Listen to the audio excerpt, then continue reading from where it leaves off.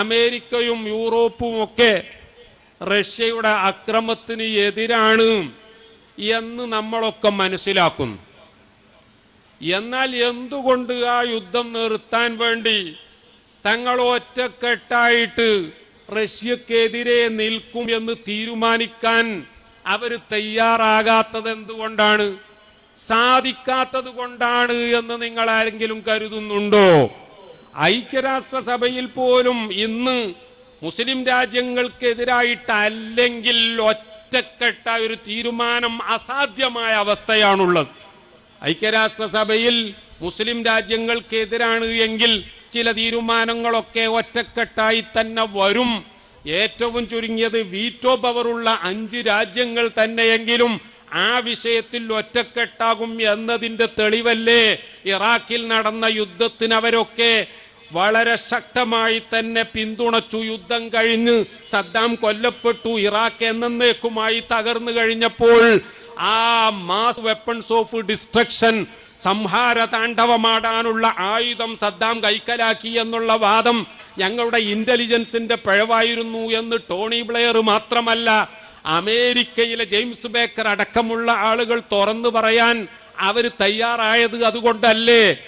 കാരണം അവർക്ക് യുദ്ധം തുടങ്ങുമ്പോൾ തന്നെ അറിയാം ഞങ്ങൾ ഈ പറയുന്ന കാരണം ഒരിക്കലും യഥാർത്ഥമല്ല, പക്ഷേ ഒരു യുദ്ധം ഉണ്ടാകണം.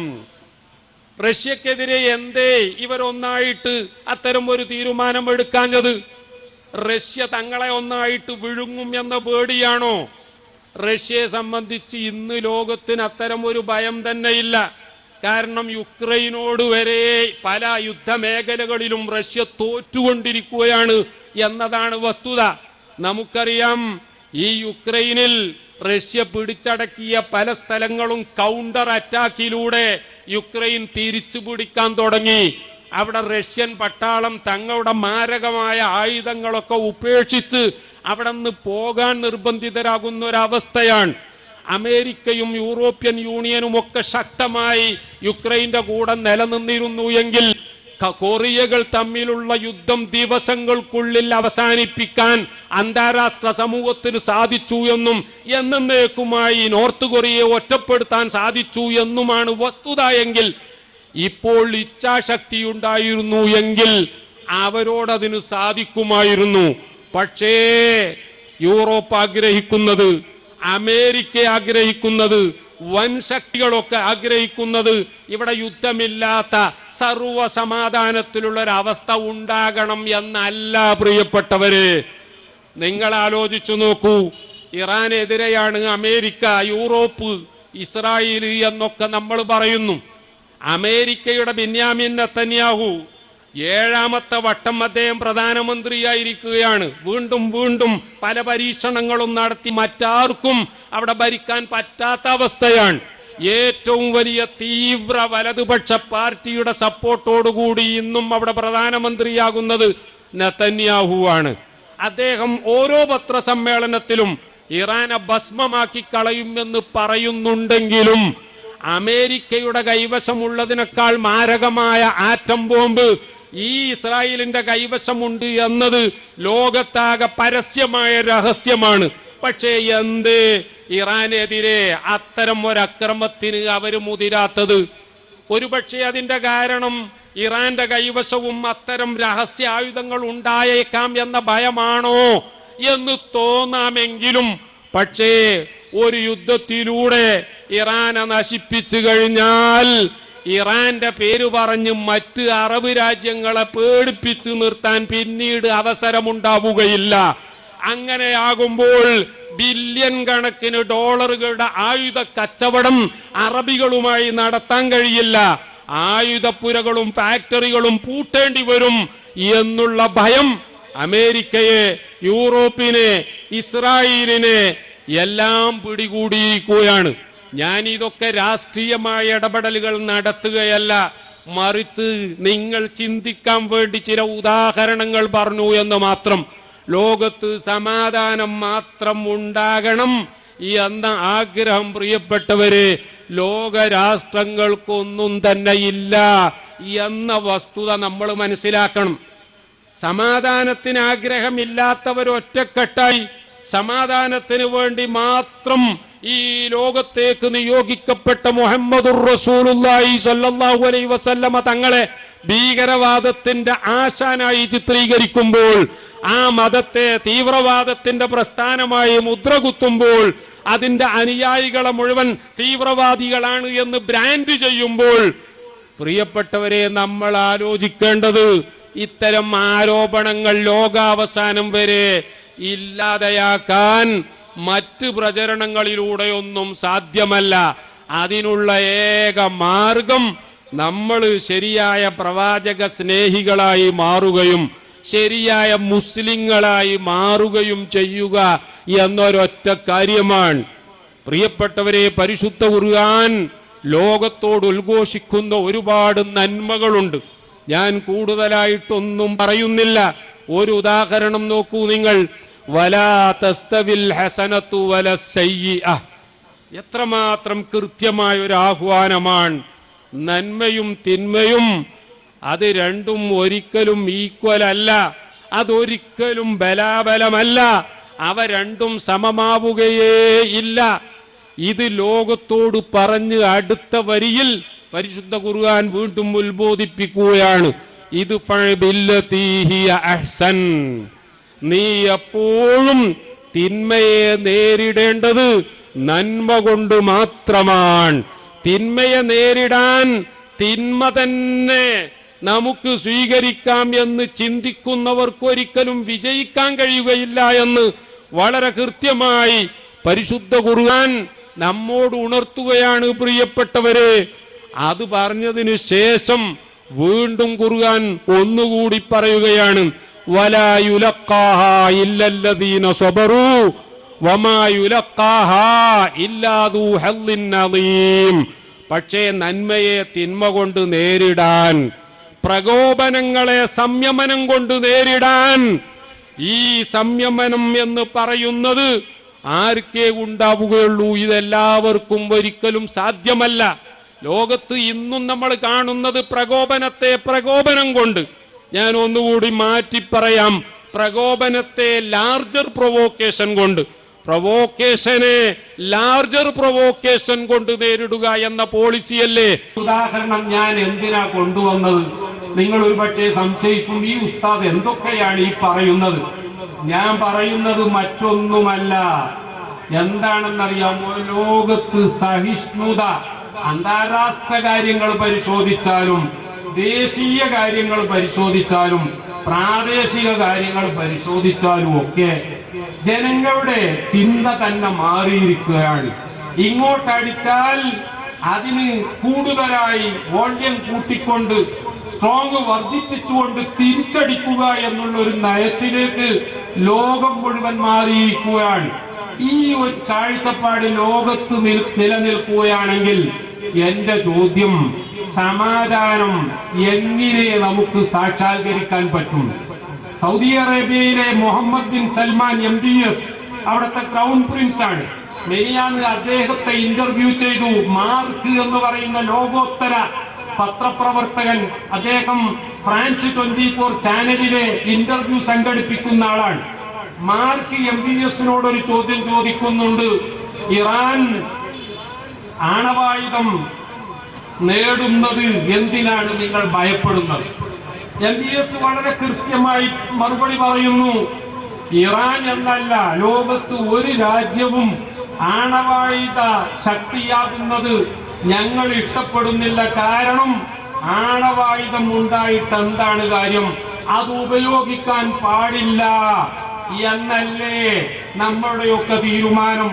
ഉപയോഗിക്കാൻ പറ്റാത്ത ഒരു ആയുധം വാങ്ങിക്കൂട്ടാൻ വേണ്ടി, അല്ലെങ്കിൽ അത് ഉണ്ടാക്കാൻ വേണ്ടി ജനങ്ങളുടെ ദാരിദ്ര്യം തുടച്ചു മാറ്റുന്നതിലേക്ക് നീക്കേണ്ട കോടികൾ ചെലവാക്കുന്നത് മൗഢ്യം എന്നല്ലാതെ മറ്റെന്താണ് ഞാൻ പറയേണ്ടത്? കേട്ടിട്ട് മാർക്ക് അത്ഭുതപ്പെടുകയാണ്.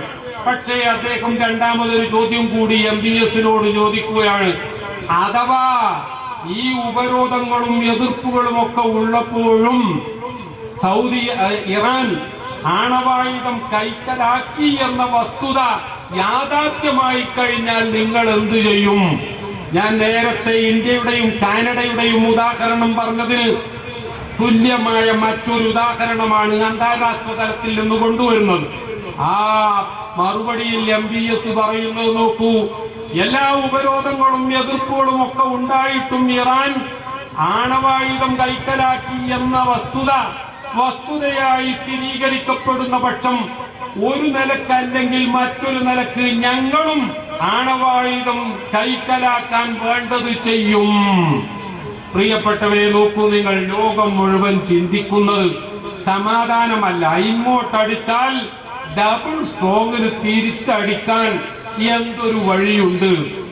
അതുകൊണ്ടല്ലേ ഈ അടുത്ത് ആഫ്രിക്കയിലെ നൈജർ എന്ന് പറയുന്ന നാട്ടിൽ പ്രിയപ്പെട്ടവരെ പട്ടാള അട്ടിമറി നടന്നു. അവിടെ ഇക്കോവാസ് എന്ന് പറയുന്ന പശ്ചിമേഷ്യൻ രാജ്യങ്ങളുടെ കൂട്ടായ്മ അവര് ഇടപെടാൻ തീരുമാനിച്ചു. ഞങ്ങൾ സൈന്യത്തെ നിയോഗിക്കും എന്ന് പറഞ്ഞു. നൈജറിന് സപ്പോർട്ടായി ബുർക്കിന ഫാസോ രംഗത്ത് വന്നു. പിറ്റേന്ന് മാലി എന്ന് പറയുന്ന രാജ്യം മുന്നോട്ട് വന്നു. ആ രണ്ട് രാജ്യങ്ങളിലും നേരത്തെ ഫ്രാൻസിന്റെ സൈനിക സാന്നിധ്യത്തെ എതിർത്തുകൊണ്ട് പട്ടാള അട്ടിമറി നടന്ന രാജ്യങ്ങളാണ്.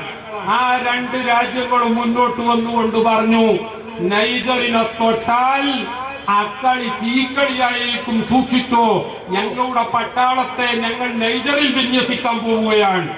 നോക്കണം, ഐക്യരാഷ്ട്ര സഭക്ക് ഒന്നും ചെയ്യാൻ പറ്റിയില്ല, യൂറോപ്യൻ യൂണിയന് അനങ്ങാൻ പറ്റിയില്ല.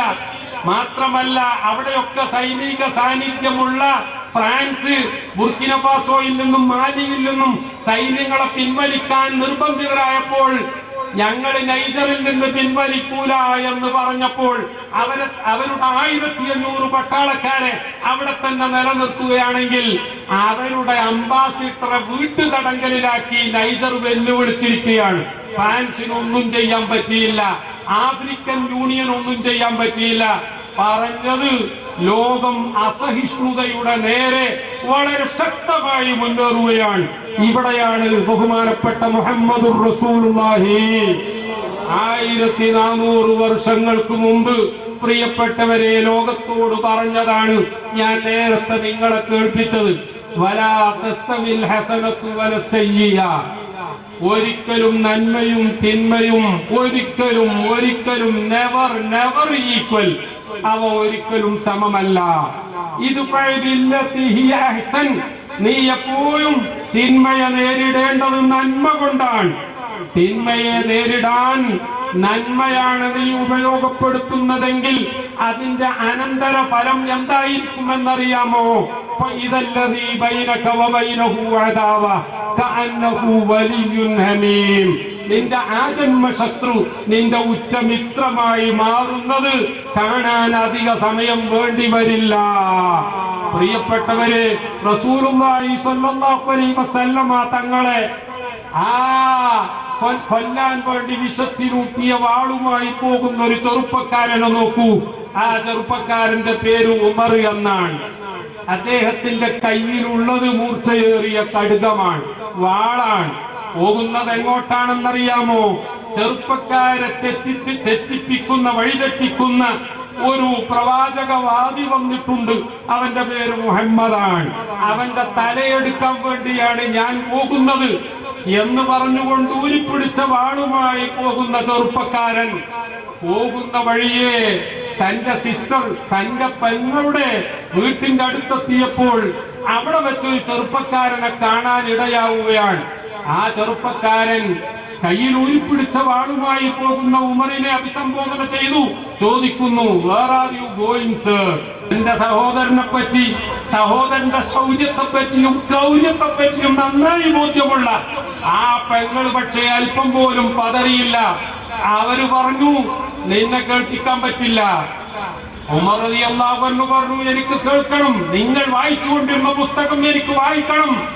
ഉടനെ പെങ്ങൾ പറഞ്ഞു, പക്ഷേ ഇത് വൃത്തിയില്ലാത്തവർക്ക് നൽകാൻ സാധ്യമല്ല, നീ പോയി കുളിച്ചു വൃത്തിയായി വായെങ്കിൽ തരാം. പെട്ടെന്ന് കണ്ടോ എന്താണ് അവിടെ സംഭവിക്കുന്നത്? ഉമർ പോവുകയാണ്, കുളിച്ചു വൃത്തിയായി വരികയാണ്. ആ സമയത്താണ് വായിച്ചുകൊണ്ടിരുന്ന പുസ്തകം ഉമറിന്റെ കയ്യിലേക്ക് കൊടുക്കുന്നത്. ഉമർ അതിന്റെ പേജ് തുറന്നു നോക്കി വായിക്കുകയാണ്.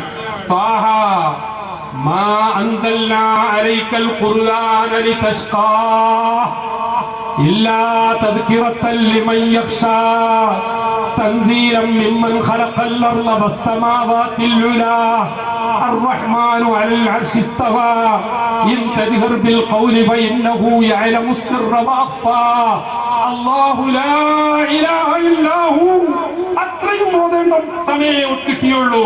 അപ്പോഴേക്കും ഉമറിന്റെ ഹൃദയം മാറുകയാണ്. നബിയെ അള്ളാഹുവിന്റെ റസൂലിനെ വിളിച്ചുകൊണ്ട് തീണ്ടിക്കൂടാത്തവർ, ദൃഷ്ടിയിൽപ്പെട്ടാലും ദോഷമുള്ളവർ, കെട്ടില്ലാത്തോ തമ്മിലുണ്ണാത്തോർ എന്നിങ്ങനെ ഒട്ടല്ലഹോ ജാതി കോമരങ്ങൾ. പ്രിയപ്പെട്ടവരെ, ഇത് കുമാരനാശൻ എഴുതിയത് എന്തിനാണ് എന്നതിനെ സംബന്ധിച്ച് തർക്കമുണ്ടെങ്കിലും അന്നത്തെ ജാതി വ്യവസ്ഥ അതായിരുന്നു എന്ന് കുമാരനാശൻ പറഞ്ഞു എങ്കിൽ നമ്മുടെ മന്ത്രി മിരിയാന്ന് പറഞ്ഞത് അതേ ജാതി വ്യവസ്ഥ ഇന്ന് എന്റെ കേരളത്തിലുമുണ്ട് എന്ന് അദ്ദേഹം പറയുകയുണ്ടായി.